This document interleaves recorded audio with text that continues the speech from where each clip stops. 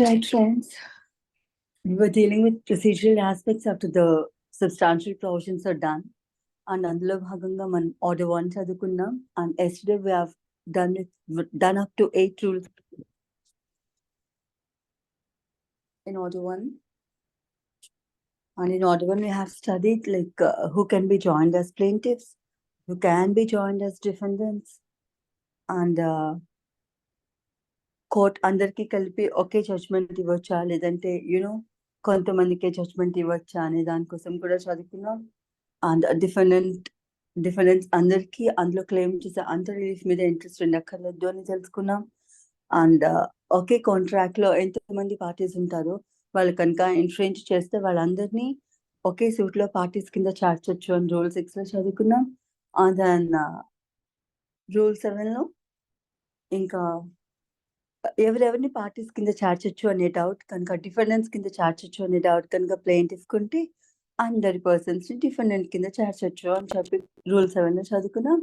And rule 8 లో we have dealt with representative suit, like representative కెపాసిటీలోను అంటే చాలా మంది ఒకరికన్నా ఎక్కువ మంది పర్సన్స్ ఉండినప్పుడు వారిని డిఫెండ్ చేస్తూ వారిలో కొంచెం ఇంట్రెస్ట్ తీసుకున్న పర్సన్స్ ఎవరైనా ముందుకు వచ్చి వారందరి బదులు వారే సూ చేయొచ్చు, లేకపోతే వారందరినీ డిఫెండ్ చేయొచ్చు అనేది రిప్రజెంటేటివ్ సూట్ లో చదువుకున్నాం. రైట్ నా will deal with rule 9. Rule 9 joinder and non joinder of parties obviously కదా. So before going into rule 9 మనం మోస్ట్లీ తెలుసుకోవాల్సిన అంశాలు రెండు, like we have 2 types of parties అని, ఒకటి necessary party and proper party అని. And I have already described you before and told you before who is a necessary party and who is a proper party. But still for quick revision చిన్న introduction ఇస్తాను parties కోసం. So necessary party is a party అంటే ఏ party లేకపోతే suit లో proceedings నడపలేమో and effective గా degree pass చేయలేము. Effective గా అంటే ఆ డిగ్రీ అమలులోకి తీసుకొచ్చే అంత ఎఫెక్టివ్ గా ఒక డిగ్రీ పాస్ చేయలేము. అలాంటి పార్టీని we call them as necessary party. అంటే వాళ్ళు ఉండే తీరాలి, వాళ్ళు లేకపోతే ఆ సూట్ లో ప్రొసీడింగ్స్ చెల్లవు అండ్ ఆబ్వియస్ గా ఆ సూట్ లో వచ్చిన డిగ్రీ కూడా చెల్లదు. సో అటువంటి పార్టీని మనం నెసెసరీ పార్టీ అని చెప్పి పిలుస్తాం. And then what is a proper party అంటే, ప్రాపర్ పార్టీ అనే పార్టీ ఆ ప్రస్తుతానికి ఆ ప్రొసీడింగ్స్ లో లేకపోయినా పర్వాలేదు, వారు లేకపోయినా కొన్ని ప్రొసీడింగ్స్ నడిపించవచ్చు. అండ్ ఇంట్రీమ్ రిలీఫ్స్ ఏమైనా ఉంటే ఇంట్రీమ్ ఆర్డర్స్ ఏమైనా కూడా పాస్ చేయొచ్చు. బట్ అల్టిమేట్ గా సూట్ ఫైనల్ గా డిసైడ్ చేస్తున్నప్పుడు మాత్రం ఆ పార్టీస్ ఉండి తీరాల్సిందే. సో అటువంటి పార్టీ ఎవరైతే ఉంటారో వారిని మనం ప్రాపర్ పార్టీ అని చెప్పి చెప్పుకుంటాం అనమాట. అంటే proper party from the initiation of a suit ఉండాల్సిన అవసరం లేదు. లైక్ వారు లేకపోయినా సూట్ లో ప్రొసీడింగ్స్ నడిపించవచ్చు, but final adjudication of that particular suit కి మాత్రం ఆ పార్టీ ఉండే తీరాలన్నమాట. Right. So this is about necessary party and proper party. And to give an example of necessary party, ఇంకా అర్థం కాని వాళ్ళకి పార్టిషన్ సూట్ ఉంది అనుకోండి. ఇప్పుడు 4 బ్రదర్స్ ఉన్నారనుకోండి, తండ్రి ఆస్తి క్లెయిమ్ చేస్తున్న 4 బ్రదర్స్ ఉన్నారనుకోండి. 4 బ్రదర్స్ లోను ఓన్లీ 3 బ్రదర్స్ మాత్రమే పార్టిషన్ కి వేసుకుంటారు. 1/3 షేర్ ఇచ్చేయండి అని చెప్పి కోర్టును అడుగుతారనమాట.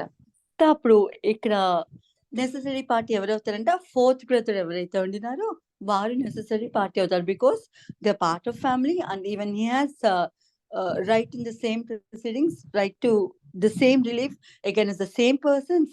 So he will be deemed as a necessary party. వారు లేకుండా ఇచ్చిన జడ్జ్మెంట్ ఏమైతే ఉంటుందో అది కూడా చెల్లదు. బికాస్ నలుగురు సమానంగా పంచుకునే తీరాలి కదా. ఇంకా ఎక్స్ట్రాడినరీ సెకంస్టాన్సెస్ ఏమీ లేకపోతే, తండ్రి ఆస్తి ఆయన ఏ వీలునామా లేకుండా రాయకుండా చనిపోయి ఇన్ కేస్ వారికి 4 కొడుకులు ఉంటే being the first hairs, class hairs, so obvious గా వాళ్ళు 4 పంచుకోవాల్సి ఉంటుంది కదా. సో అందులో 3 బ్రదర్స్ పంచుకోవడానికి పార్టిషన్ సూట్ వేసి ఒకరిని కనుక వదిలేస్తే రెస్ట్ ఆఫ్ ద బ్రదర్ ఎవరైతే ఉన్నారో he can be deemed as a necessary party.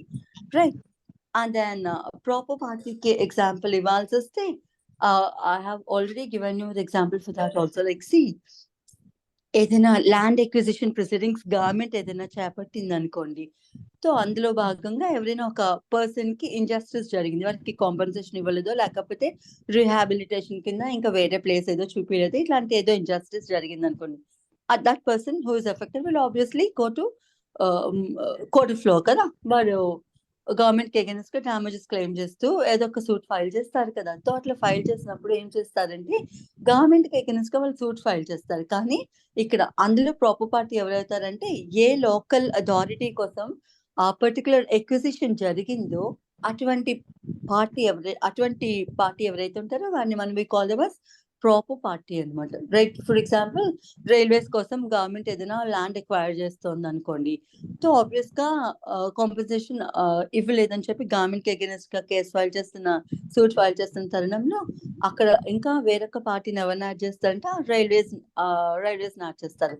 లేదు ఏదైనా హైవేస్ కోసం ఆ ప్రాపర్టీ ఎక్వైర్ చేస్తున్నారు అనుకో, NHAI national highway authority of India ఎవరైతే ఉన్నారో వాళ్ళు ఈ being an other party, concerned party, varu they will be deemed as a proper party anamata. So varu initial ga they need not be in the suit, like they can be added varu lakapaina konni proceedings nadipinchochu, but at the finality of the suit they have to be present anamata. So atvanti party evaraithe unnaro varni manam proper party ani cheppi pilustam. So ee scenario lono manam ee rule 9 chadukuntam anamata. So rule 9 speaks of misjoinder and non-joinder of parties. What is this misjoinder and non-joinder? I'll read the rule for you and then I'll explain it. No suit shall be defeated by reason of this misjoinder or non-joinder of parties, and the court may, in every suit, deal with the matter in controversy so far as regards the rights and interests of the parties actually before it. So before explaining this, again I have to deal with what are these misjoinder and non-joinder parties. Misjoinder అయితే ఎవరినైతే add చేయక్కర్లేదో party కింద అటువంటి వారిని suit లో add చేస్తే we call it as misjoinder. And non joiner అంటే ఏ పార్టీని అయితే యాడ్ చేయాలో కంపల్సరీగా అటువంటి పార్టీని ఆ సూట్ లో పార్టీ కింద యాడ్ చేయకపోతే we call it as non-joinder, right? So this is the difference between misjoinder and non-joinder. ఇక్కడ రూల్ 9 ఏం చెబుతుందండి, ఏదైనా ఒక సుప్రీంకోర్టు ఇచ్చిన నిర్వచనం ఏముంది మిస్జాయినర్ అండ్ నాన్ జాయినర్ కంటే, ఏ పార్టీ అయితే నెససరీ పార్టీయో లేదు ఏ పార్టీ అయితే చేర్చబడి ఉన్నారో సూట్ లో వారు కనుక నెససరీ పార్టీ కాకపోతే దాన్ని వి కాల్ ఇట్ యాస్ మిస్జాయినర్ అని చెప్పి సుప్రీంకోర్టు డిఫైన్ చేసింది అనమాట. అండ్ నాన్ జాయినర్ విషయానికి వస్తే ఏ పార్టీ అయితే యునో నెససరీ పార్టీయో వారిని అయితే సూట్ లో జాయిన్ చేయకపోతే we call it as a non-joinder అని చెప్పి సుప్రీం కోర్టు డిఫైన్ చేసింది ఒక పర్టికులర్ కేసులో, right? So do you understand? I hope you understand what is misjoinder and non-joinder and who are the parties to the suit, right? So ఇప్పుడు rule 9 ఏం చెబుతుందంటే no suit shall be defeated by reason of this misjoinder or non-joinder. కానీ అది ఎట్లా జరిగి ఉండాలి అంటే bona fide గా జరిగి ఉండాలి అనమాట. సో ఏదైనా మిస్జాయినర్ మూలంగానో నాన్ జాయినర్ మూలంగానో ఒక సూట్ లో కనుక ప్రొసీడింగ్స్ నడిస్తే డిగ్రీ వచ్చినా సరే అటువంటి సూట్ ని డిస్మిస్ చేయడానికి లేదు, because of this only concept of misjoinder or non joinder. ఏదైనా చేర్చకూడని పార్టీని చేర్చాల్సిన పార్టీని చేర్చకుండా ప్రొసీడింగ్స్ జరిపించేస్తే అవి ఇర్రెగ్యులర్ ప్రొసీడింగ్స్ అవుతాయి. దాన్ని కరెక్ట్ చేసుకోవచ్చు అటువంటి ప్రొసీడింగ్స్ ని. Please mute yourself, someone. Ramanisa garu, please. Right? So, ఈ మిస్జాయినర్ నాన్ జాయినర్ మూలంగా ఏ సూట్ ని డిఫీట్ చేయడానికి లేదు, డిస్మిస్ చేయడానికి లేదు అని చెబుతుంది అనమాట. అట్లాంటి మిస్జాయినర్ కానీ నాన్ జాయినర్ కానీ ఏదైనా ఉండుంటే కరెక్ట్ చేసుకోవచ్చు. అక్కర్లేని పార్టీస్ ని తీసేయచ్చు, కావాల్సిన పార్టీస్ ని యాడ్ చేసుకోవచ్చు. అవే సేమ్ ప్రొవిజన్ కింద రూల్స్ లో ప్రొవైడ్ చేస్తుంది. ఇదే కోడ్, ఇదే ఆర్డర్ లో అనమాట. Will go through them at a later point of time. But for the time being rule 9 ఏం చెప్పిందంటే no suit shall be defeated by reason of the misjoinder or the non-joinder. ఒక పార్టీని join చేయకపోవడం మూలంగా లేదంటే తప్పుగా జాయిన్ చేయడం మూలంగా ఏ సూట్ ని డిస్మిస్ చేయాల్సిన అవసరం లేదు, చేయకూడదు అని కూడా చెప్తుంది. And the court may in every suit deal with the matter in controversy so far as regards the rights and interests of the parties actually before it. So ఆ పార్టీస్ ని జాయిన్ చేయకపోయినా జాయిన్ చేయాల్సిన వాళ్ళని join చేయకపోయినా, join చేయకూడని వాళ్ళని join చేసినా సరే ఆ ప్రొసీడింగ్స్ అట్లనే కంటిన్యూ చేస్తే letter it can be rectified అని చెప్పి చెబుతుంది అనమాట. ప్రొవైడెడ్ దా ఆ పైన చెప్పిన రూల్ ఏమైతే ఉన్నిందో, provided that nothing in this rule shall apply to the non joinder of necessary party. పైన చెప్పిన రూల్ అది ప్రాపర్ పార్టీకా, నెసెసరీ పార్టీకా అని ఏం చెప్పదు. అది కంబైన్డ్ గా జస్ట్ పార్టీస్ కోసం చెప్పేస్తుంది. Just misjoinder and non joinder కోసం చెప్తుంది. కానీ అది మిస్ జాయిండర్ ఆఫ్ ప్రాపర్ పార్టీయా, మిస్ జాయిండర్ ఆఫ్ నెసెసరీ పార్టీయా, నాన్ జాయిండర్ ఆఫ్ ప్రాపర్ పార్టీయా, నాన్ జాయిండర్ ఆఫ్ నెసెసరీ పార్టీయా అనేదేవి విపులంగా చెప్పదు.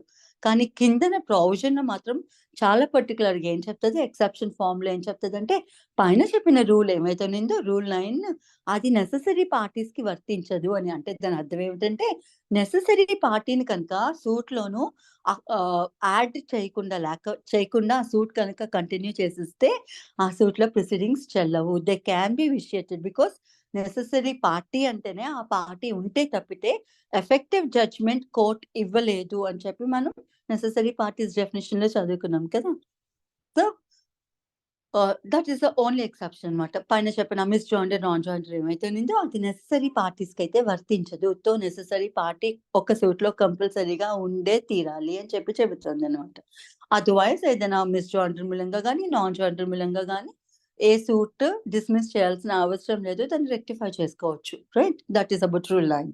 అంటే రూల్ 10 చెబుతోంది suit in the name of wrong plaintiff పేరుతో ఏదైనా సూట్ ఫైల్ చేస్తే ఏంటి రిలీఫ్, రెమెడీ ఏమిటి అని చెప్తుంది rule 10. I'll read the rule for you. Where a suit has been instituted in the name of a wrong person as plaintiff. ఒక person అంటే he being a wrong plaintiff అనమాట, wrong person as a plaintiff అనమాట. కానీ ఆ వ్యక్తికి తెలీదు that he should not be or he need not be or he is not a proper plaintiff అనే విషయం ఆ సంగతి ఆ సూట్ ఫైల్ చేసిన సో కాల్డ్ ప్లెయింటిఫ్ కి తెలియదు అనమాట. Where a suit has been instituted in the name of a wrong person as plaintiff and where it is doubtful whether it has been instituted in the name of the right plaintiff or not.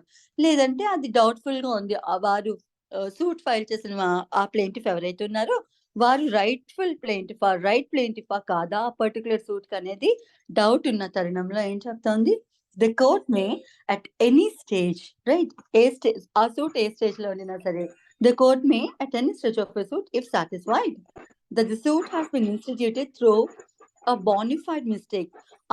ఆ party ఎవరైతే so called plaintiff ఎవరైతే suit file చేశారో, యుగంధర్ గారు please mute yourself. So A person అయితే suit file చేస్తారో వారికి స్వయానా తెలీదు వారు రాంగ్ ప్లెయింటిఫ్ అన్నట్టు, వారు నేను రైట్ఫుల్ ప్లెయింటిఫే, నాకు రైట్ ఉంది సూట్ ఫైల్ చేయడానికి అన్నట్టు మిస్కన్సెప్షన్ లోను పాపం గుడ్ ఫెయిత్ తోనే వారు సూట్ ఫైల్ చేస్తారు అనమాట.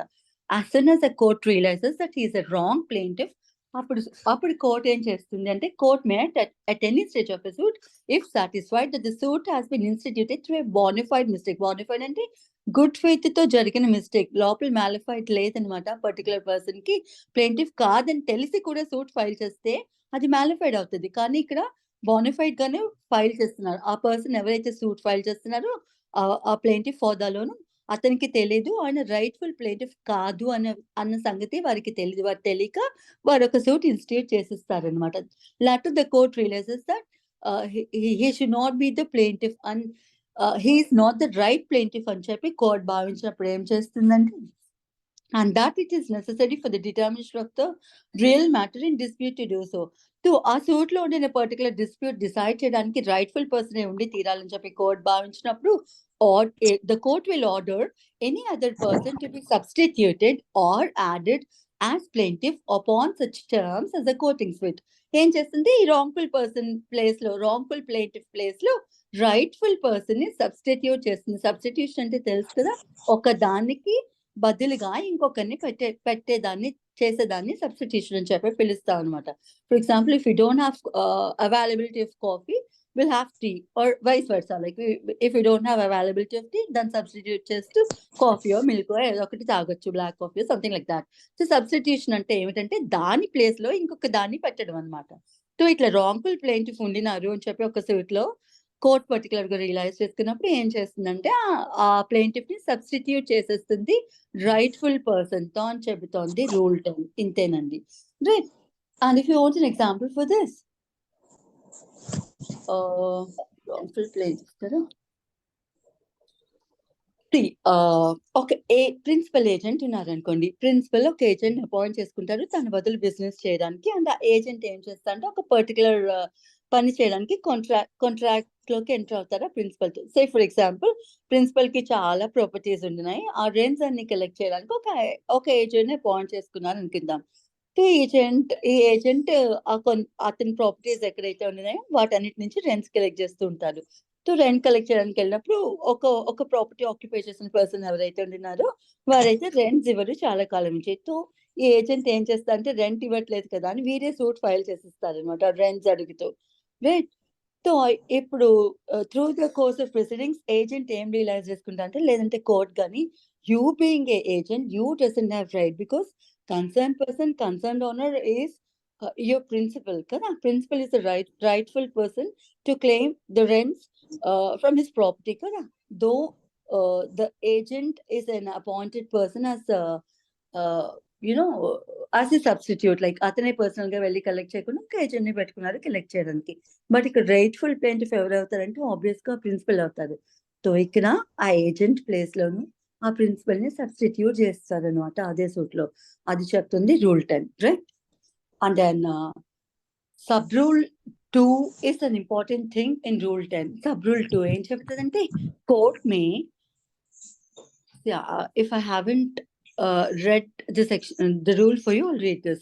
Where a suit has been instituted in the name of the wrong person as plaintiff, or whether it is doubtful whether it has been instituted in the name of the right plaintiff or not, the court may, at any stage of a suit, if satisfied that the suit has been instituted through a bona fide mistake, ఆ file చేసిన వ్యక్తికి తెలియకుండానే పాపం సదుద్దేశంతోనే అటువంటి suit file చేసి ఉంటే, అప్పుడు and that it is necessary for the determination of the real matter in the dispute to do so, court ఆ సూట్ లో ఉన్న మ్యాటర్ ఆ డిస్ప్యూట్ డిసైడ్ చేయాలి అనుకునేటప్పుడు కోర్ట్ ఏం చేస్తుందంటే, it will order some other person to be substituted or added as plaintiff upon such terms. ఉన్న person ని తీసేసి ఇంకొక పర్సన్ ని ఆ ప్లేస్ లో ఇంకొక పర్సన్ ని పెట్టచ్చు, లేదా ఈ పర్సన్ ఇట్లానే ఉంచి, పవిత్ర గారు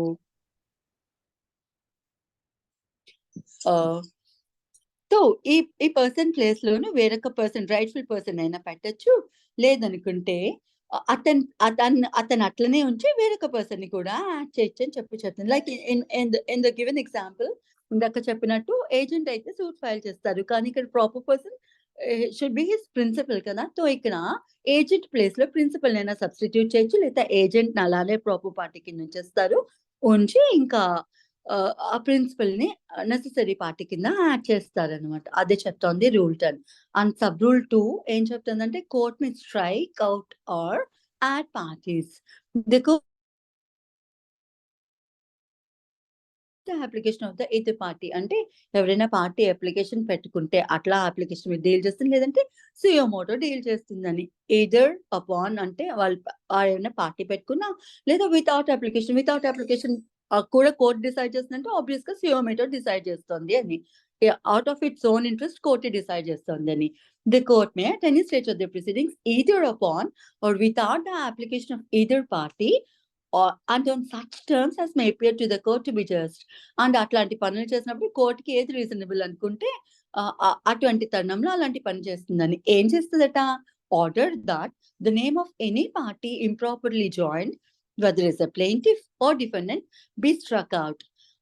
ఎవరైతే అలా ఇంప్రాపర్ గా యాడ్ చేసిన పార్టీస్ ఏవైతే ఉన్నామో మనం రూల్ 9 లో చదువుకున్నట్టు, రూల్ 10 లో చదువుకున్నట్టు కూడా అక్కర్లేని పార్టీని, లేదంటే ఇంప్రాపర్ పార్టీని అలా ఏదైతే యాడ్ చేసి ఉన్నారో ఆ పార్టీని స్ట్రక్ ఆఫ్ చేసిస్తుంది. అంటే అతని పేరు ఆ సూట్ నుంచి తొలగించేస్తుంది, కొట్టేస్తుంది. స్ట్రక్ ఆఫ్ అంటే కదా కొట్టేయడం, తీసేస్తుంది ఆ సూట్ నుంచి ఆ పర్టికులర్ పర్సన్. ఆ అక్కర్లేని వ్యక్తి ఎవరైతే ఉండినారో వారిని ఆ సూట్ నుంచి తీసేస్తుంది, ఆ ప్రొసీడింగ్ నుంచి తీసేస్తుంది అనమాట కోర్ట్. రైట్.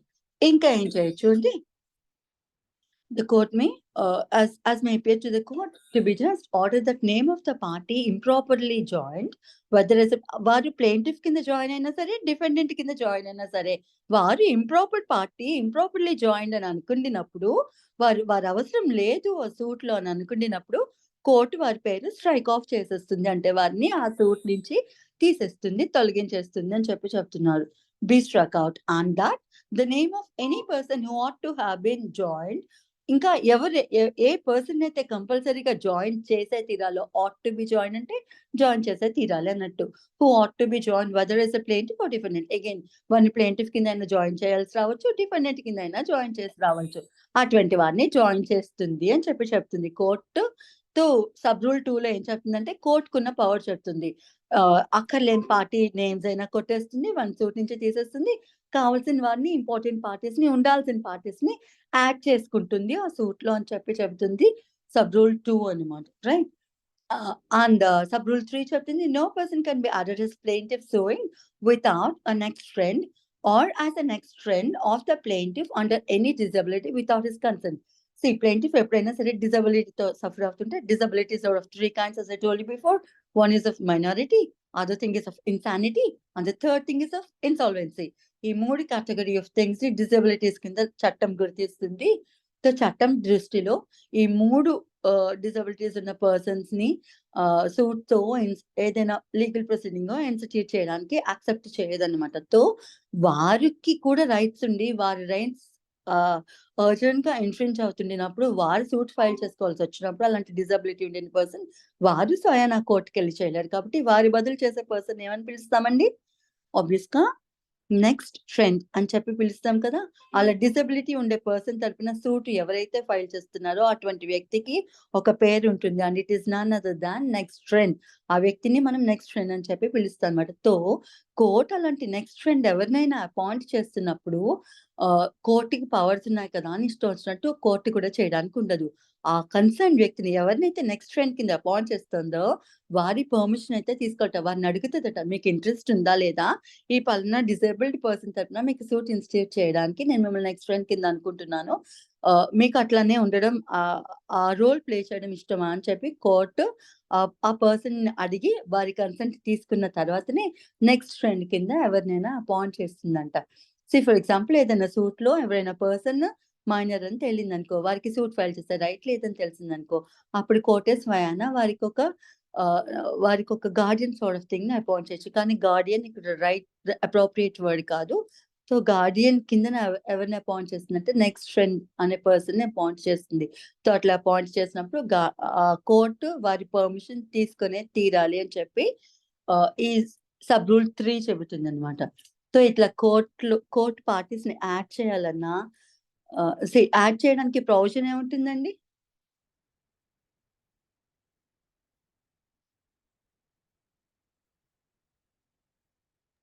ఏ ప్రొవిజన్ కింద పిటిషన్ పెట్టుకుంటాం మనం adding of parties? Order 1, Rule 10. Come again? Order 1, Rule 10. Okay, చలో దట్ అపార్ట్. ఇప్పుడు సబ్ రూల్ 4 కి వస్తాం. Where defendant is added, rule 4 కి వస్తాం. Where defendant is added plaint to be amended. ఏం చెప్తున్నారు?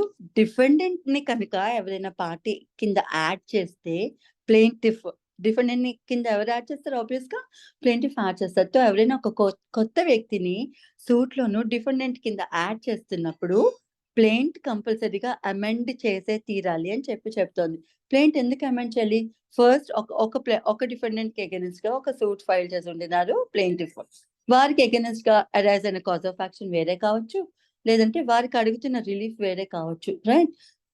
తో ఇప్పుడు కొత్తగా డిఫెండెంట్ యాడ్ చేసినప్పుడు ప్లేంటిఫ్ ఆ డిఫెండెంట్ కి అగెనిస్ట్ గా కాజ్ ఆఫ్ యాక్షన్ ఎలా అరైజ్ అయింది అది కూడా మెన్షన్ చేయాలి, ఆ డిఫెండెంట్ కి అగెనిస్ట్ గా ఏం రిలీఫ్ అడుగుతున్నారు అది కూడా మెన్షన్ చేయాలి. కాబట్టి ప్లేంట్ లోను ఉత్తిగా యాడ్ చేసేస్తే సరిపోదు, మొత్తం ప్లేంట్ అమెండ్ చేసి ఆ డిఫెండెంట్ యాడ్ చేస్తున్నప్పుడు ఎందుకు యాడ్ చేస్తున్నారు ఆ కాజ్ ఆఫ్ యాక్షన్ రాయాలి, లైక్ ఎలా అతనికి అగెనిస్ట్ గా ఇతనికి రిలీఫ్ కి రైట్ కలిగింది అనేది కాజ్ ఆఫ్ యాక్షన్ రూపంలో యాడ్ చేయాలి. అండ్ దెన్ ఆ వ్యక్తికి అడుగుతున్న రిలీఫ్ ఏముందో అది కూడా మెన్షన్ చేయాలి. కాబట్టి మొత్తం ప్లేంట్ అమెండ్ చేసే తీరాలి. Amend is nothing but changing of plaint అనమాట, రైట్. సో మొత్తం ప్లేంట్ అమెండ్ చేసి ఫ్రెష్ ప్లేంట్ వేయాలి అని చెబుతోంది rule 4. Where a defendant is added, the plaint shall, unless the court otherwise directs, అంటే కోర్ట్ అక్కర్లేదు అని లేదంటే ఇతరత్ర డైరెక్షన్ ఇస్తే తప్పితే జనరల్ రూల్ ఏమిటంటే డెఫినెట్ గా కోర్టే సో కాల్డ్ ప్లేంట్ ఏమైతే ఉందో దాన్ని అమెండ్ చేసే తీరాలని చెప్తుంది. Where defendant is added, the plaint shall unless the court otherwise directs be amended in such manner as may be necessary. అంటే అమెండ్మెంట్ దేనికి సంబంధించిన అవన్నీ క్లుప్తంగా మెన్షన్ చేయాలన్నమాట. ఎందుకు అమెండ్ చేస్తున్నారు, రీజన్ కూడా మెన్షన్ చేస్తున్నాం అందులో, రైట్? అండ్ దెన్ అమెండ్ చేస్తున్నప్పుడు ఏమేమి ఇంక్లూడ్ చేయాలో అవి కూడా ప్రాపర్ గా ఇంక్లూడ్ చేయాలని చెప్తున్నా. అంటే all necessary changes has to be made to that particular plaint అన్నమాట, right? Where a defendant is added, the plaint shall, unless the court otherwise directs, be amended in such manner as may be necessary, and amended copies of the summons on the plaint shall be served on the new defendant, and if the court thinks fit, on the original defendant. So ఇట్లా amend చేసిన తర్వాత ఆ defendant add చేసిన తర్వాత fresh summons అయితే add చేసిన defendant కి ఇవ్వాలి, లేదా ఆల్రెడీ ఇంకా ప్రీవియస్ డిఫెండెంట్ కి కూడా మ్యాటర్ తెలియాలని కోర్టు భావిస్తే కొత్తగా ఒక డిఫెండెంట్ యాడ్ అయ్యారని ఆ ఓల్డ్ ఎగ్జిస్టింగ్ ఒరిజినల్ డిఫెండెంట్ ఎవరైతే ఉండినారో వారికి కూడా నోటీస్ పంపిస్తుంది అని చెప్తోంది rule 4. And then sub rule 4. Sub rule 5 చెబుతోంది sub rule 5 of rule 9, subject to the provisions of Indian Limitation Act of 1877. ఇది ఓల్డ్ లిమిటేషన్ యాక్ట్ అండి, రైట్? అంటే 1909 కి ఎగ్జిస్టింగ్ లిమిటేషన్ యాక్ట్ ఏమిటంటే ఇదే 1877 లిమిటేషన్ యాక్ట్ అప్పటికి ఎగ్జిస్ట్ అవుతుంది. So subject to the provisions of the Indian Limitation Act of 1877 అందులోనూ మళ్ళీ పర్టికులర్ గా section 22, the proceedings as against the person added as defendant shall be deemed to have begun only from the service of summons. అంటే ఇప్పుడు ఏ person అయితే కొత్తగా defendant కింద add చేశారో వారికి లిమిటేషన్ పీరియడ్ ఎప్పటి నుంచి స్టార్ట్ అవుతుందంటే ఏ రోజైతే సమన్స్ వారికి సర్వ్ అయ్యాయో, బాబు మిమ్మల్ని డిఫెండెంట్ కింద యాడ్ చేస్తున్నారు, మీరు కోర్టుకు వచ్చి మీరు మీ ప్రొసీడింగ్స్ అన్నిటిని ప్రాసిక్యూట్ చేసుకోండి అని చెప్పి సమన్స్ ఏ రోజైతే డిఫెండెంట్ కి పంపిస్తారో, రీచ్ అవుతాయో ఆ రోజు నుంచి వారి లిమిటేషన్ పీరియడ్ స్టార్ట్ అవుతుంది. ఆ fresh defendant limitation period start అవుతుంది. అంటే వారు ఏమైనా వారికి సంబంధించి ఏదైనా ప్రొసీడింగ్స్ కానీ ఏమైనా ఫర్ ఎగ్జాంపుల్ ఏదైనా ప్రొనౌట్ సూట్ లో వారిని యాడ్ చేయాల్సి వచ్చాయి అండ్ అప్పటికి ఆ ప్రొనౌట్ డేట్ దాటిపోయింది అనుకోండి, ఏ రోజుకి దాటిపోయింది అనేది మనకి తెలియాలి. కాబట్టి వారికి ఎప్పటి నుంచి లిమిటేషన్ వర్తిస్తుందంటే ఏ రోజైతే వారికి సమన్స్ వెళ్ళాయో ఆ రోజు నుంచి వారికి లిమిటేషన్ పీరియడ్ స్టార్ట్ అయిపోతుందని చెప్తున్నారు అనమాట, రైట్? ఆ లిమిటేషన్ తాలూకా ఆల్ రూల్స్ ఏవైతే ఉంటున్నాయో అవన్నీ అన్ని ప్రొవిజన్స్ వారికి ఆ పర్టికులర్ డేట్ నుంచి అప్లై అవుతుంది. ఫర్ ఎగ్జాంపుల్ వాడు ఏమైనా డిసేబుల్డ్ పర్సన్ అయిపోయారు అనుకోండి, అప్పుడు కూడా ఆ డిసేబిలిటీకి సంబంధించిన లిమిటేషన్ లో ఉండిన ప్రొవిజన్స్ ఏవైతే ఉంటున్నాయో వారికి అప్లై చేయాలని ఒక పర్టికులర్ డేట్ ఉండాలి. కాబట్టి ఎప్పటి నుంచి అంటే సూట్ ఇన్స్టిట్యూట్ చేసి నుంచి వీరి డిపెండెంట్ కింద కన్సిడర్ చేసేస్తారంటే అట్లా కాదు, ఆ ఒరిజినల్ డేట్ రాదు. ఏ రోజైతే కొత్త డిఫెండెంట్ ని కొత్తగా యాడ్ చేసి ఆ సమన్స్ అయితే వారికి పంపించారో ఆ రోజు నుంచి వారికి ఆ లిమిటేషన్ ప్రొవిజన్స్ అన్ని వర్తిస్తాయని చెబుతోంది. అంతే అది sub rule 5. Hope rule 9 is clear to you all, right? Yes, ma'am. Yes, madam. Yes, ma'am. Very good. Chalo, I'll go to rule 10A. 10A ఏం చెబుతోంది?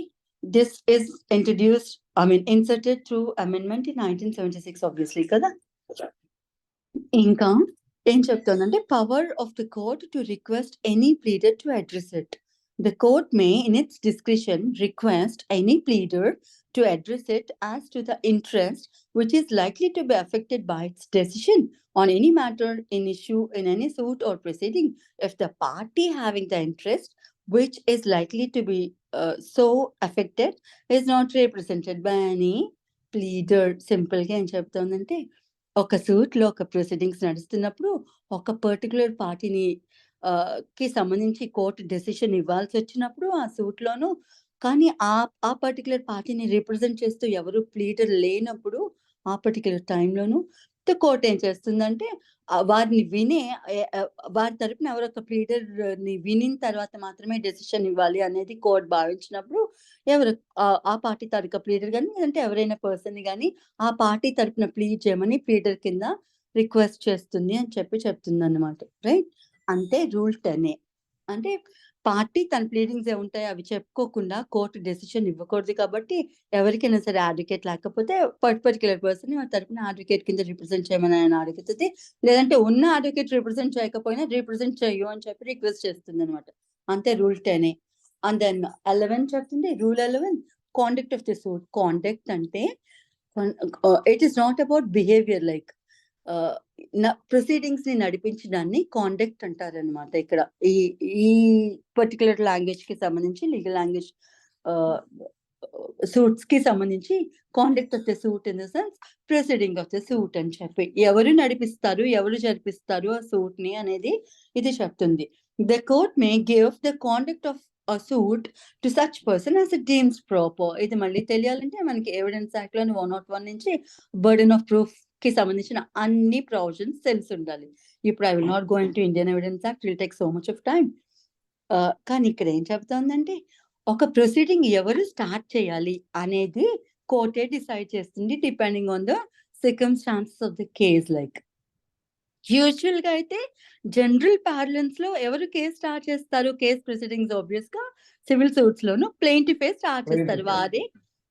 వారే సూట్ ఇన్స్టిట్యూట్ చేశారు కాబట్టి వారి గోడ్ ఏమిటి అనేది కోర్టుకి చెప్పుకోవాలి. కాబట్టి ఫస్ట్ ఆ ప్రొసీడింగ్స్ స్టార్ట్ చేసేది ఆ ప్లెయింటిఫే. కానీ కొన్ని సిర్కమ్స్టాన్సెస్ లో డిఫెండెంట్ స్టార్ట్ చేయాల్సి వస్తుంది. Can anyone give me the example for that? అలాంటి సందర్భం అయితేనా ఇనీషియల్ గానే డిఫెండెంట్ ప్రొసీడింగ్ స్టార్ట్ చేసే సందర్భాలు ఏమైనా ఎవరికైనా తెలిస్తే ఎగ్జాంపుల్ ఇస్తారా?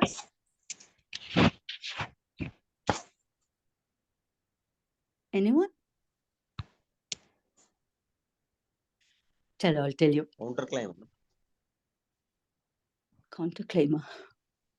Part of it అండి. సరే, I'll tell you how. Like, see, ఇప్పుడు ప్లెయింటిఫ్ ఏ రిలీఫ్ అయితే అడుగుతున్నారో డిఫెండెంట్ దానికి ఒప్పేసుకున్నారు అనుకోండి, అప్పుడు సూట్ ఆ ప్రొసీడింగ్ ఇనిషియేట్ చేసేది డిఫెండెంట్ అనమాట. స్టార్టింగ్ అయ్యా మాకు ఏమీ ఇబ్బందులు ఏం లేదు, ప్లెయింటిఫ్ నన్ను డబ్బులు ఇమ్మని అడుగుతున్నారు, నేను ఇచ్చేస్తాను, నాకు ఈ సూట్ వద్దు, ఈ గొడవలు వద్దు, నాకు డబ్బు కట్టమని అడుగుతున్నాను కదా కట్టేస్తానని చెప్పి డిఫెండెంట్ ముందుకు వచ్చారనుకో. సో అటువంటి టైంలో అలాంటి సెకండ్ లో ఫస్ట్ ఆ సూట్ స్టార్ట్ చేసేది ఆబ్వియస్ గా డిఫెండెంట్ అనమాట. ఇలాంటివి చాలా ఇలిస్ట్రేషన్స్ ఉంటాయి. ఎప్పుడెప్పుడు డిఫెండెంట్ ఆ కేసు స్టార్ట్ చేయాల్సిన సిచ్యుయేషన్ ఉండేది అనేది. ఇవన్నీ బర్డెన్ ఆఫ్ ప్రూఫ్ ఎందుకు చెప్పాలంటే burden of proof, honours of proof అని రెండు ఉంటాయి మన ఇండియన్ ఎవిడెన్స్ యాక్ట్ లో. బర్డెన్ ఎప్పుడు షిఫ్ట్ అవ్వదు, బర్డెన్ ఎప్పుడు ఒక పార్టీ మీదే ఉంటుంది. కానీ కొన్ని సిర్కమ్స్టాన్సెస్ లోనూ ఆ కేసు ప్రూవ్ చేసుకోవాల్సిన బాధ్యత మారుతూ ఉంటది అనమాట. ఆ కేసు ప్రూవ్ చేసుకోవాల్సిన బాధ్యత. సో అట్లా మారుతున్న దాన్ని ఆనర్స్ ఆఫ్ ప్రూఫ్ అంటారు. If in future, if I happen to take evidence classes, అప్పుడు ఇంకొంచెం డీటెయిల్ గా చెప్తాను. I will not go into that right now. So ప్రస్తుతానికి తెలుసుకోవాల్సింది ఏంటంటే యూజువల్ గా కేసుని ఇనిషియేట్ చేసేది, స్టార్ట్ చేసేది ప్లెయింటిఫే. ఇంకా ఇతరత్ర కాంట్రడిక్టింగ్ సిర్కమ్స్టాన్సెస్ ఏమీ లేకపోతే, ఏమైనా ఉంటే కనుక ఆబ్వియస్ గా డిఫెండెంట్ స్టార్ట్ చేస్తారు. రైట్, ఇంతేనండి. Rule 11 conduct of a suit అంటే అంతే. Who will conduct the suit, who will start the suit అన్నట్టు అనమాట. రైట్. అండ్ దెన్ రూల్ 12 చెబుతుంది appearance of one of several plaintiffs or defendants for others. Simple గా చెప్పాలి అంటే చాలా మంది మల్టిపుల్ ప్లెయింటిఫ్స్, మల్టిపుల్ డిఫెండెంట్స్ ఉండినప్పుడు వారందరూ రెగ్యులర్ గా ప్రతి ప్రొసీడింగ్ కి రావడానికి ఇబ్బంది అవుతున్నప్పుడు what they do is they make an application to the court. Like మా బదులు ఇప్పుడు మేము ఒక 5-6 ప్లెయింటిఫ్స్ ఉన్నారు, లేదా ఒక 10 మంది ప్లెయింటిఫ్స్ ఉన్నారు, లేదా ఒక 10 మంది డిఫెండెంట్స్ ఉన్నారు. 10 మంది కోర్టుకి రావడం కుదరదు. అన్ని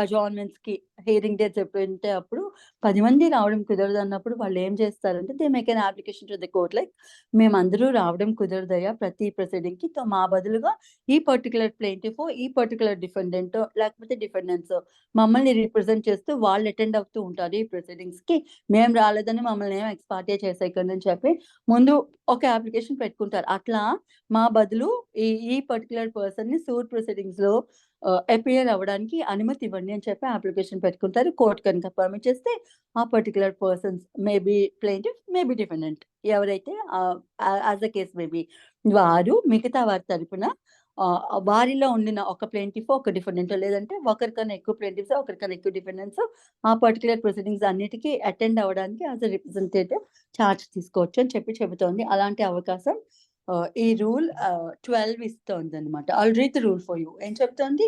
wear there are more plaintiffs than one, ఒకరికన్నా ఎక్కువ ప్లెయింటిఫ్స్ ఉండినప్పుడు. Right, where there are more plaintiffs than one, any one or more of them may be authorized by any other. అంటే మిగతా వాళ్ళు ఎవరైతే ఉన్నారో వాళ్ళు ఇందులో వాళ్ళలో ఒకరిని authorise చేయొచ్చట.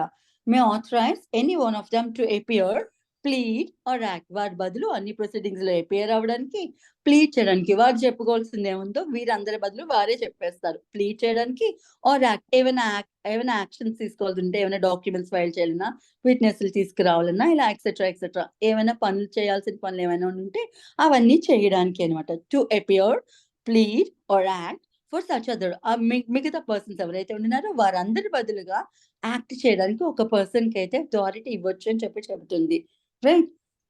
other in a proceeding, and in the like manner, same is the case with the defendants and చెప్తుంది. And in the like manner, where there are more defendants than one, any one of them may be authorized. అంటే మిగతా వాళ్ళందరూ కలిపి ఒక person కి authorisation ఇవ్వచ్చు అని చెబుతుంది. Any one of them may be authorized by the other. ఇంకా మిగతా వాళ్ళు ఎవరైతే ఉన్నారో వాళ్ళందరూ కలిపి ఒక పర్సన్ ని ఆథరైజ్ చేయొచ్చు. by any of them to appear, plead or act for such other in the proceedings. ఇక మిగతా వాళ్ళు ఎవరైతే ఉన్నారో వాళ్ళందరి తరపున ప్లీడ్ చేయడానికో, యాక్ట్ చేయడానికో, అపియర్ అవ్వడానికో అధికారం ఇస్తూ ఒక పర్సన్ అయితే నియమించుకోవచ్చు అని చెబుతుంది అనమాట. సో చాలా మంది ప్లేంటివ్స్ ఉన్నప్పుడు వారందరూ రెగ్యులర్ గా కోర్టుకి రాలేనప్పుడు, వచ్చే పరిస్థితులు లేనప్పుడు వారిలో ఒకరినైతే ఎవరో ఒకరు రిప్రజెంటేటివ్ కింద అపాయింట్ చేసుకుంటే వారే వీరందరి బదులు ఆ ప్రొసీడింగ్స్ ని రెగ్యులర్ గా అటెండ్ అవుతూ ఉంటారు. రైట్. అంతే చెప్తుంది rule 12. And then sub rule 2 ఏం చెప్తుంది? The authority shall be in writing signed by the party giving it and shall be filled in the court. అదైతే నోటి మాట అని చెప్పేసి నా బదులు నువ్వు వెళ్ళిపో అంటే అది చల్లదనమాట. సో వాళ్ళంతా ఎంతమంది ప్లేంటివ్స్ ఉన్నారో, ఎవరినైతే అపాయింట్ చేస్తున్నారో, ప్లేంటివ్స్ డిఫెండెంట్స్ ఈదర్ కేసులో ఎవరైతే ఉన్నారో, ఎవరికైతే అథారిటీ ఇస్తున్నారో ఆ అథారిటీ ఇన్ రైటింగ్ లో ఇవ్వాలి అని చెప్తున్నారు. అది సేమ్ తీసుకెళ్లి కోర్టులో ఫైల్ చేస్తారు. కోర్ట్ ఇఫ్ యాక్సెప్ట్స్, ఇంకా అప్పటి నుంచి ఆ పర్టికులర్ పర్సన్ ఎవరైతే ఉన్నారో వారు మిగతా వాళ్ళందరి తరఫున రిప్రజెంట్ చేస్తూ ఆ ప్రొసీడింగ్స్ కి అటెండ్ అవుతారనమాట. తో అవకాశం ఇస్తోంది rule 12. Right. And then rule 13 కి వస్తే objections as to non joinder or misjoinder అని చెబుతోంది. All objections on the ground of non-joinder or misjoinder of parties shall be taken at the earliest possible opportunity, and in all cases where issues are settled, at or before such settlement, unless the ground of objection has subsequently arisen and such objection not so taken shall be deemed to have been waived. ఇలాంటిది మనం ఇదివరకు ఎప్పుడైనా చదువుకున్నామా అండి? Objection as to anything?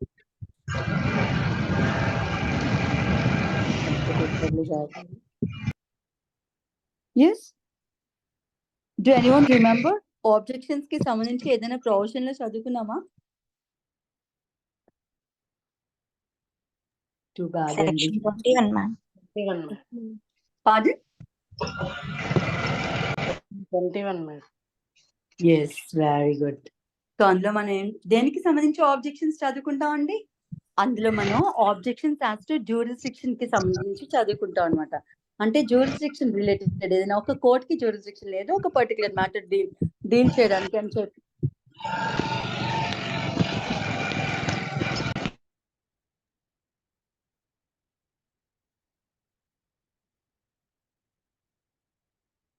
So section 21 లో ఏం చదువుకుంటాం అంటే ఎవరైనా కొంతమంది వ్యక్తి అది ఆ పర్టికులర్ కోర్ట్ కి జ్యూరిస్డిక్షన్ లేదు అని చెప్పి, may it be any sort of jurisdiction like subject matter, territorial, పెక్యునియరియా, whatever it may be, court కి జ్యూరిస్డిక్షన్ లేదు అని చెప్పి ఒక పార్టీ అంటే ఆపోజిట్ పార్టీ ఎవరైతే ఉన్నారో వారు కనుక్కున్నప్పుడు వారి ఆబ్జెక్షన్ కి వారికి ఆ జ్యూరిస్డిక్షన్ కి సంబంధించి ఆబ్జెక్షన్ ఉండినప్పుడు ఆ కోర్ట్ కి జ్యూరిస్డిక్షన్ లేదు అని వారు ఆ ఆబ్జెక్షన్ ఎప్పుడు రేజ్ చేయాలంటే ఎర్లియస్ట్ పాయింట్ ఆఫ్ టైమ్ లోనే రైజ్ చేయాలి అని. అది ఎర్లియస్ట్ పాయింట్ ఆఫ్ టైం ఏమవుతుందంటే mostly before framing of issues. Court issues frame చేయకముందునే లేదంటే ఫ్రేమ్ చేస్తున్నప్పుడు కానీ ఈలోగానే ఆ జ్యూరిస్డిక్షన్ రిలేటెడ్ ఎర్రర్స్ ఏమైనా ఉంటే, ఆ ఆబ్జెక్షన్స్ ఏమైనా ఉంటే క్లెయిమ్ చేసుకోవచ్చు అని చెప్తుంది. Right. So similar sort of thing ఇక్కడ కూడా చెప్తుంది అనమాట. ఈ misjoinder and non joinder of parties కి సంబంధించి ఏదైనా ఒక పార్టీకి ఆపోజిట్ పార్టీకి ఆబ్జెక్షన్ కనుక ఉండుంటే, అంటే ఈ అక్కర్లేని పార్టీని యాడ్ చేశారనో, ఉండాల్సిన పార్టీని జాయిన్ చేయలేదనో, ఎవరైనా పార్టీకి ఆబ్జెక్షన్ కనుక ఉండి ఉంటే అప్పుడు వాళ్ళు ఏం చేయాలంటే అటువంటి ఆబ్జెక్షన్ చాలా ఇనీషియల్ స్టేట్‌లోనే సూట్ ఫైల్ అయిన ఇనీషియల్ స్టేట్‌లోనే వాళ్ళు ఆ ఆబ్జెక్షన్ రైజ్ చేయాలి. లేదు ఇనీషియల్‌గా రైజ్ చేయలేదు. ఇంకా ఇప్పుడు రైజ్ చేయొచ్చు. చాలా అంటే సూట్ ఎర్లీ ప్రొసీడింగ్స్‌లోనే అలాంటి ఆబ్జెక్షన్ రైజ్ చేయాలంటే ఎర్లీ ప్రొసీడింగ్స్ ఎప్పుడవుతాయంటే అట్‌లీస్ట్ కోర్ట్ ఇష్యూస్ ఫ్రేమ్ చేయకముందే అటువంటి ఆబ్జెక్షన్ ఏమైనా ఉంటే రైజ్ చేసుకోవాలి. లేదంటే ఇష్యూస్ ఫ్రేమ్ చేస్తున్న రోజైనా సరే అటువంటి ఆబ్జెక్షన్ రైజ్ చేసుకోవాలి అని చెబుతోందనమాట. ఇంకేం చెప్తది?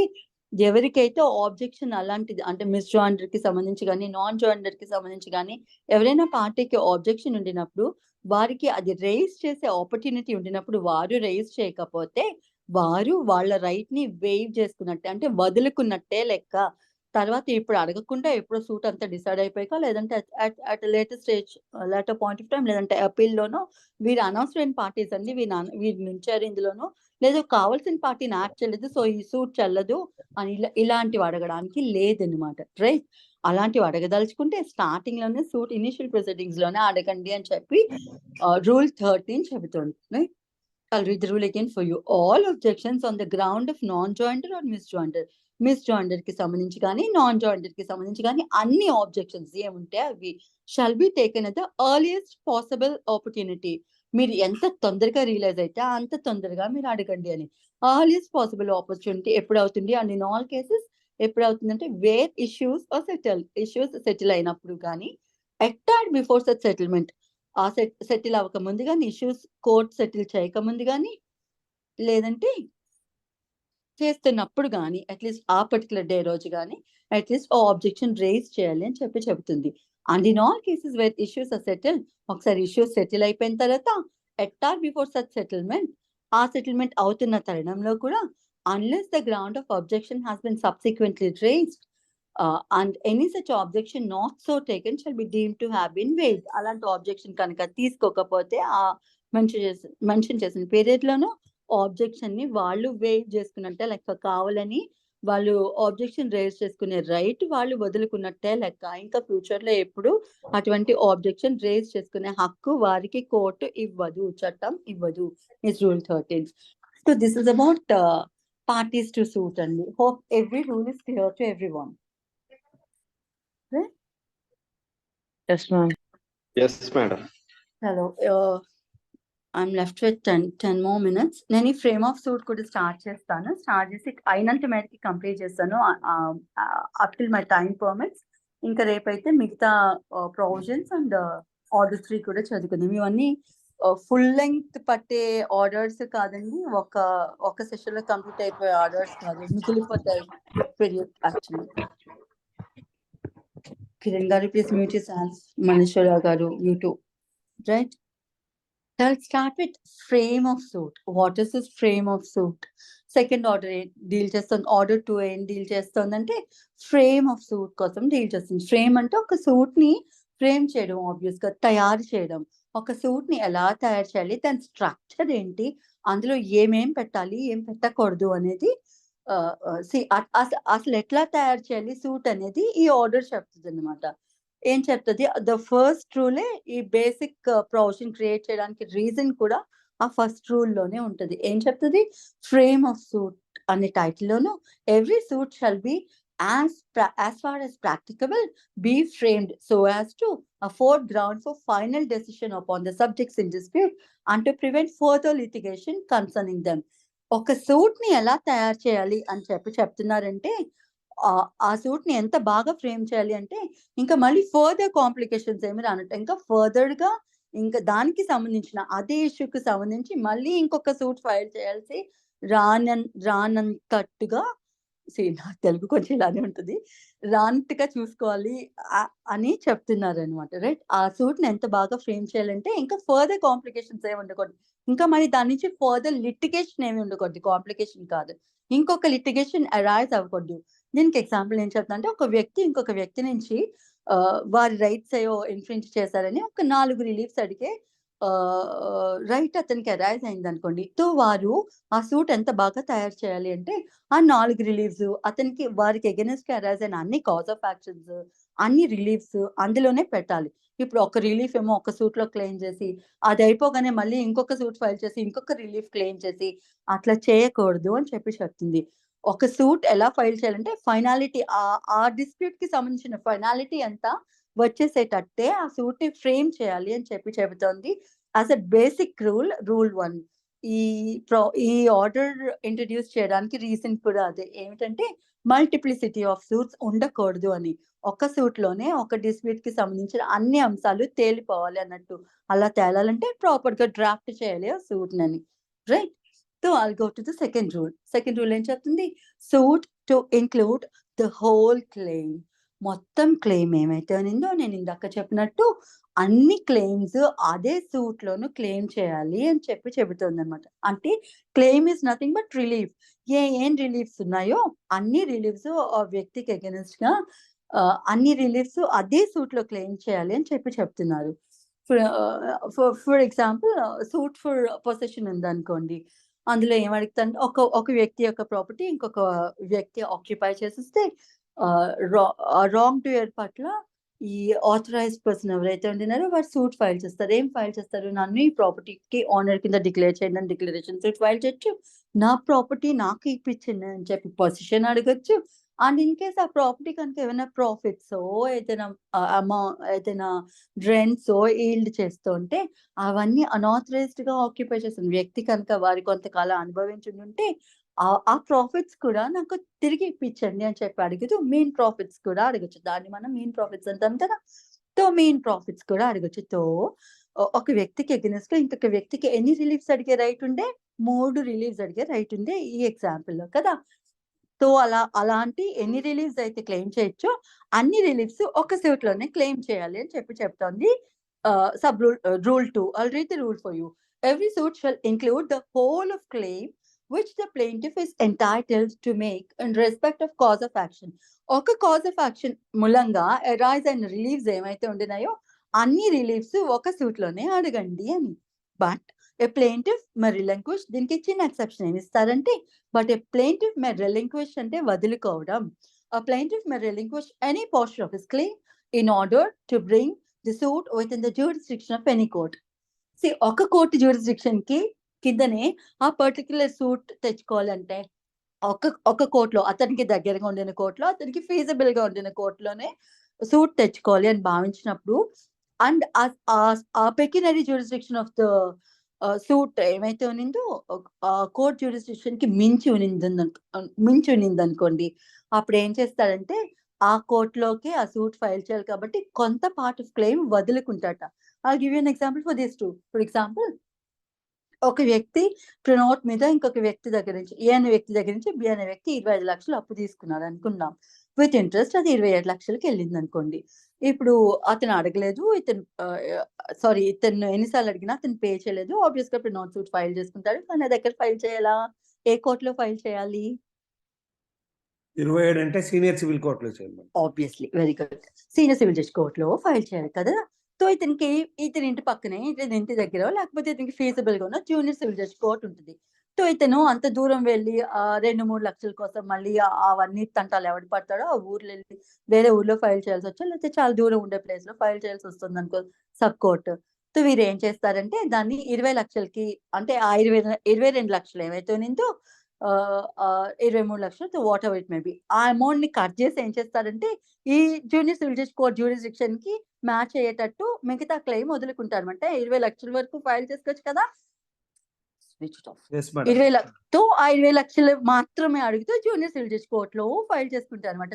అతను కొంచెం పార్ట్ ఆఫ్ క్లెయిమ్ అతనికి 23,00,000, 22,00,000 అడిగే రైట్ ఉండినా సరే ఒక పర్టిక్యులర్ కోర్ట్ జ్యూరిస్డిక్షన్‌లోనికి అతని సూట్ రావాలని అతను అనుకుంటున్నారు కాబట్టి కొంచెం పార్ట్ ఆఫ్ క్లెయిమ్ అతను వేవ్ చేసుకుంటారు. కావాలని ఇష్టపూరితంగా వదిలేసుకుంటారు. ఆ 2,00,000, 3,00,000 పోతే పోయే 20,00,000కి ఇంటి పక్కన ఉన్న కోర్ట్‌లోనే వేసేసుకుంటే బావుంటుంది అన్నట్టు భావించి జూనియర్ సివిల్ జడ్జ్ కోర్ట్‌లో వేసుకోవాలనుకున్నప్పుడు కొంత పార్ట్ ఆఫ్ క్లెయిమ్ వారు వదులుకుంటారు అని చెబుతోంది సబ్ రూల్ 2. వదులుకునే అధికారం ప్లెయింటిఫ్‌కి ఉంటుంది. ఆబ్వియస్‌గా కష్టం, నష్టం అతనిదే కాబట్టి కావాలనుకుంటే ఫుల్ క్లెయిమ్ చేసుకుంటారు. అక్కర్లేదనుకుంటే పార్ట్ ఆఫ్ ది క్లెయిమ్ వదులుకోవచ్చనమాట. ప్లెయింటిఫ్‌కి అది అబ్సల్యూట్ రైట్ కదా! అది rule 2 sub rule 1 of rule 2.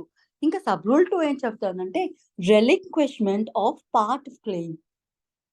ఇంకా ఫర్దర్గా రిలింక్విష్మెంట్ గురించి ఇంకొంచెం ఎక్కువ చెప్తాను. ఏం చెప్తాంది?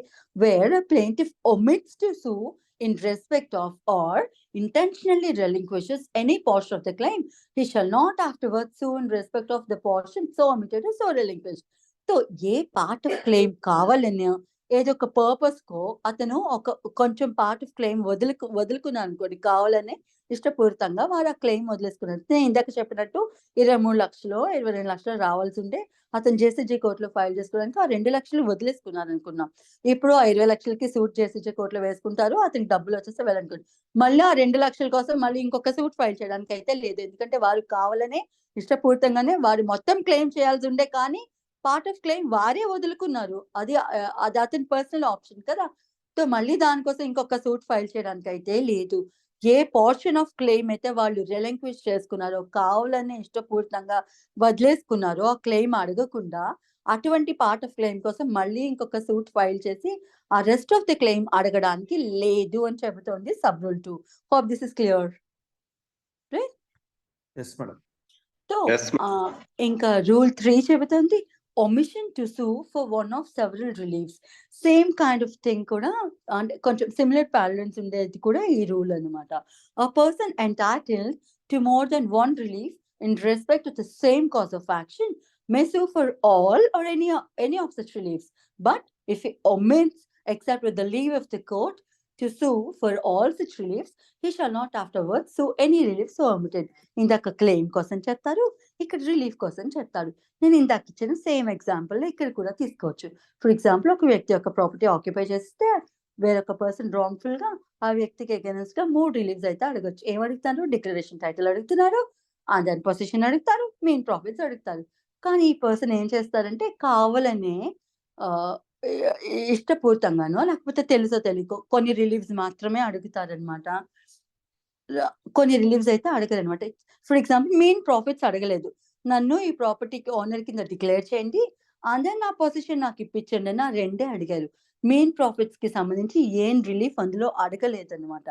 సో ఒకసారి అలా రిలీఫ్ కావాలని రిలింక్విష్ అడగాల్సిన అన్ని రిలీఫ్స్ అడగలేదనుకో, వారికి తెలియక అడగలేదు, లేకపోతే ఇష్టమయ్యో, లేకపోతే ఏదైనా ఫోర్డ్ ప్లాన్ ఇంకో సూట్ లో అడగొచ్చులే అనే దీంతోనే అడగలేదు, మనకు అనవసరం. మొత్తానికి అడగాల్సిన అన్ని రిలీఫ్స్ కనుక ఒక సూట్ లో అడగకుండా కొన్ని రిలీఫ్స్ అడిగితే మళ్ళీ ఆ పెండింగ్ రిలీఫ్స్ ఏమైతే ఉన్నాయో వాటిని అడుగుతూ ఇంకొక సూట్ అయితే ఫైల్ చేయడానికి లేదు. కానీ ఇక్కడ ఒకే ఒక ఎక్సెప్షన్ ఇస్తుంది. ఏమిటంటే ఇన్ కేస్ అట్లా option with the permission of court తీసుకుని అనుకోండి. అంటే ఫర్ ఎగ్జాంపుల్, సేమ్ ఇదే సూట్ లో మెయిన్ ప్రాఫిట్స్ నేను లాటర్ స్టేజ్ ఆఫ్ పాయింట్ లో అడుగుతాను అని చెప్పి కోర్ట్ కి కనుక అప్లికేషన్ పెట్టుకున్నాను, బికాస్ నాకు ఇంకా అకౌంట్స్ అవి నా చేతికి రాలేదు, అతనికి ఎంత ప్రాఫిట్స్ వచ్చాయి, నా స్థలం ఆక్యుపైడ్, నా పొలమో స్థలమో వాట్ ఎవర్ ఆక్యుపై చేసి అనుభవించడం మూలంగా అతనికి ఎన్ని ప్రాఫిట్స్ చెందాయో నాకు తెలీదు. సో అన్ని నేను లాటర్ పాయింట్ ఆఫ్ స్టేజ్ లో నేను క్లెయిమ్ చేస్తాను, ప్రస్తుతానికి నాకు ఈ 2 రిలీఫ్స్ ఇప్పించండి అని చెప్పి అడిగితే కోర్టు నుంచి కనుక పర్మిషన్ తీసుకుంటే తర్వాత రిలీఫ్ క్లెయిమ్ చేసుకుంటాను అని అప్పుడైతే క్లెయిమ్ చేసుకోవచ్చు. లేదంటే ఒక్కసారి కనుక ఎన్ని రిలీఫ్స్ క్లెయిమ్ చేయాలో అన్ని రిలీఫ్స్ కనుక క్లెయిమ్ చేయకపోతే లాటర్ స్టేజ్ ఆఫ్ టైంలోనే ఎప్పుడు మళ్ళీ ఆ రిలీఫ్ క్లెయిమ్ చేసే అధికారం ఆ పర్టికులర్ ప్లేంటిఫ్ కి ఉండదు అని చెప్పి చెబుతున్నారు అనమాట. ఇది రూల్ 3, రైట్. ఈ joint of causes of action needs little bit of explanation. ఇది నేను నెక్స్ట్ క్లాస్ లో తీసుకుంటానండి, right. Will deal with this in our next class, right. So wish you all a very good day.